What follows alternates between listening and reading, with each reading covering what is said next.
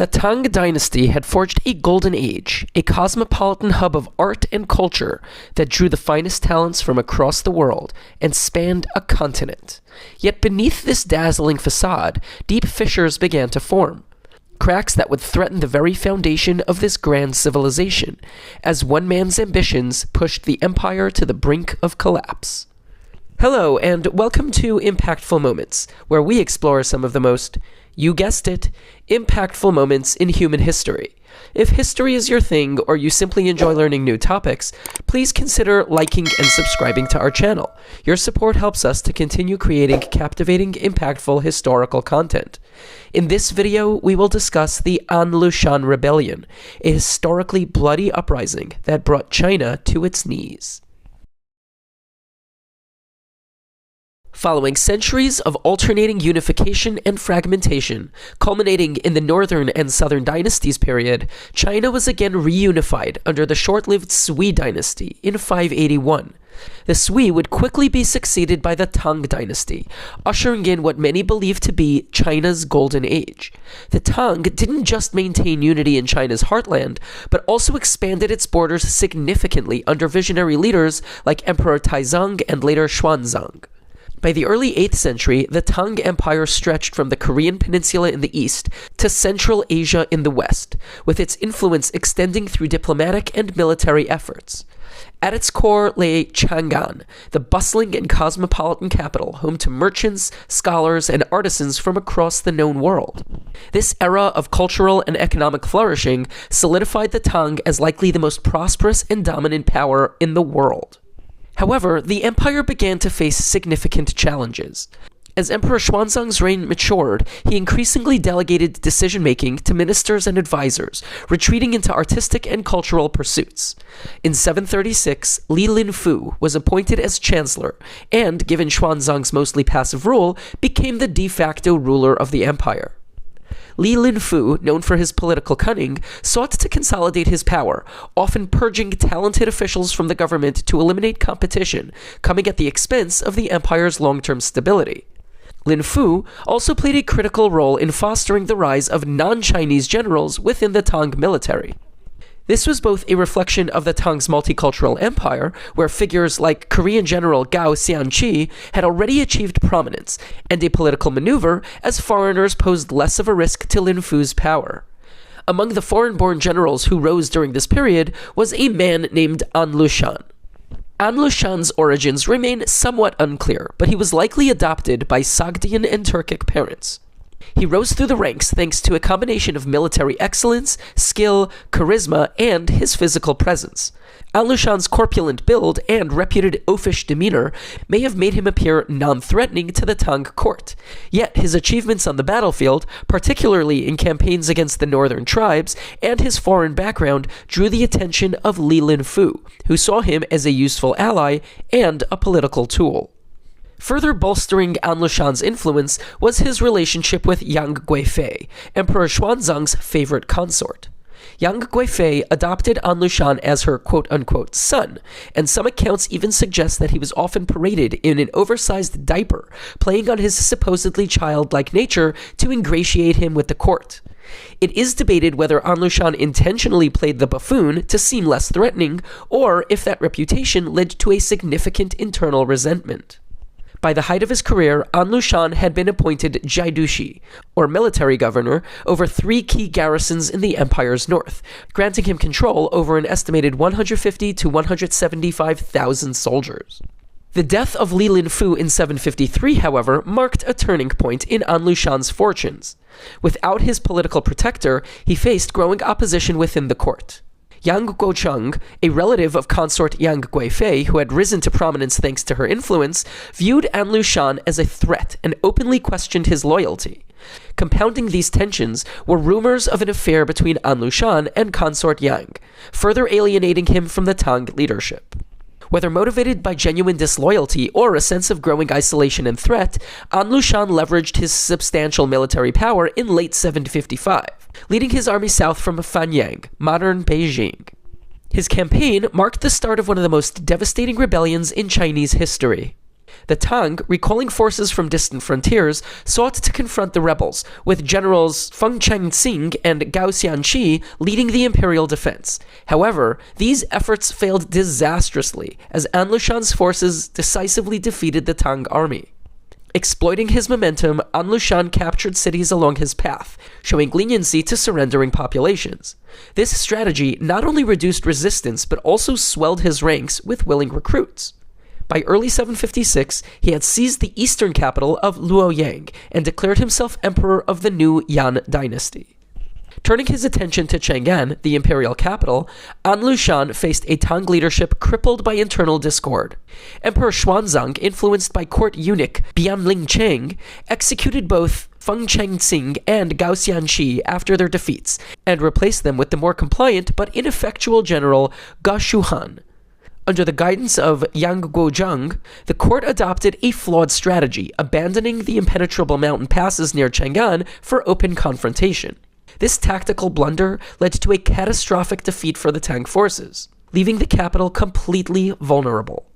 In the summer of 756, An Lushan's forces marched into an undefended Chang'an. Emperor Xuanzang fled south to Sichuan with his court, only to face mutiny from his own guards. Amid growing resentment, the guards demanded the execution of Yang Guozhang, who they blamed for the loss of Chang'an, and his family, including Xuanzang's beloved consort, Yang Guifei, who they blamed for the rebellion. Reluctantly, the emperor consented. Fearing further instability, Xuanzang appointed his son Li Heng as crown prince. While Xuanzang continued southwards to Sichuan, into the safety of the mountains, Li Heng fled north to Lingzhou. In August 756, Xuanzang abdicated, and Li Heng ascended to the throne as Emperor Suzong. Determined to reclaim Tang territory, Suzong forged alliances with external powers, including the Uyghur Turks, Abbasid Muslims, Nestorian Christians, and Vajrayana Buddhists. These reinforcements reinvigorated the Tang military. Meanwhile, fractures within the Yan forces began to show as An Lushan's erratic behavior and violent paranoia alienated his commanders. In early 757, he was assassinated by his son, An Xingqiu, who assumed leadership of the rebellion. An Xingqiu proved an ineffective leader, struggling to maintain control as his generals, particularly Shi Siming, began asserting their independence.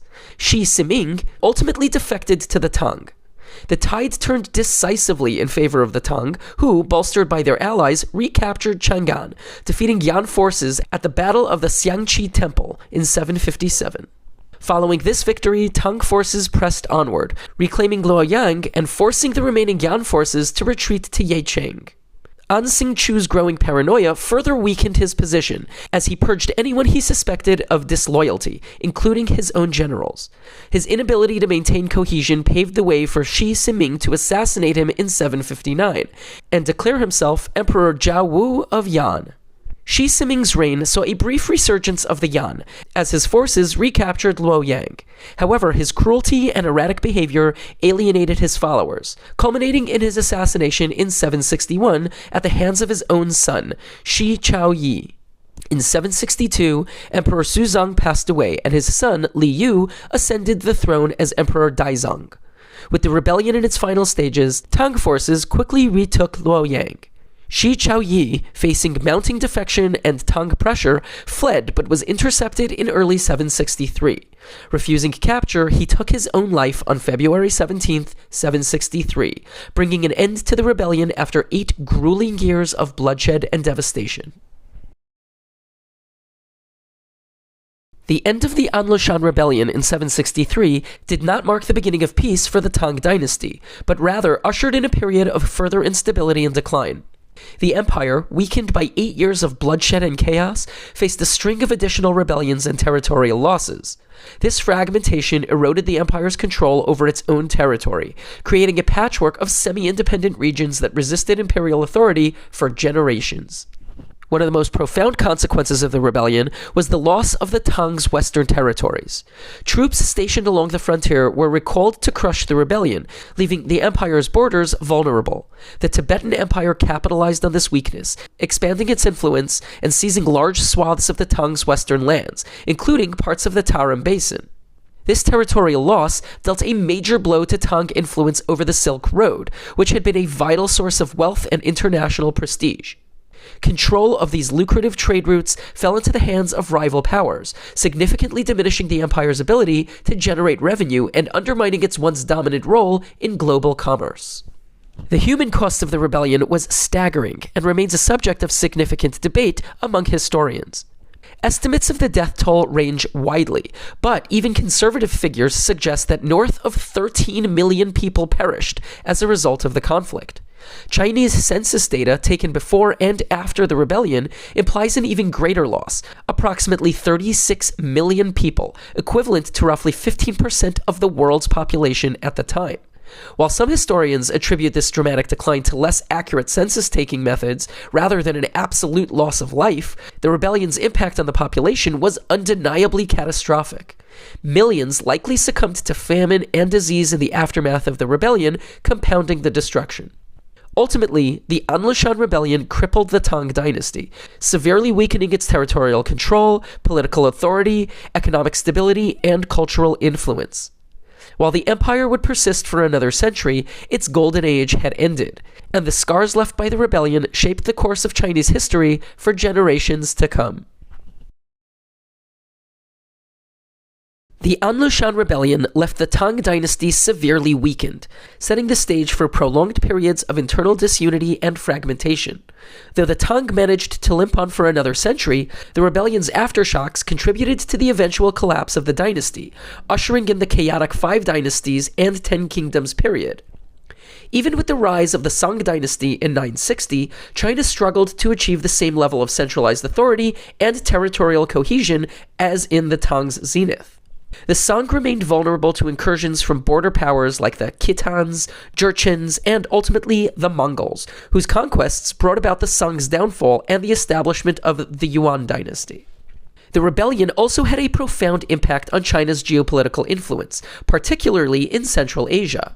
Coming off the heels of the Tang's loss to the Abbasid Muslims at the Battle of Talas in 751, the internal turmoil diverted the empire's attention from maintaining its foothold in the region. This power vacuum allowed the Abbasids to consolidate their dominance, spreading Islamic influence across Central Asia. Over time, Turkic tribes converted to Islam. Among these were westward migrating Seljuk Turks, who eventually laid the groundwork for the rise of the Ottoman Empire, a state whose influence would shape the global stage for centuries. While it's impossible to determine exactly how history might have unfolded without the rebellion, its long-term impacts are undeniable. The rebellion, while often overlooked in Western historical studies, forever altered the demographic, religious, and cultural trajectories of not only China, but also the broader world. It curtailed China's dominance in Asia, reshaped Central Asia's religious and political landscape, and disrupted the global connections that had defined the Tang Dynasty at its height. I hope you enjoyed this video and found this period in history both informative and enlightening. Please feel free to share your thoughts in the comments below, and I hope you can join us for another video. Thanks for watching.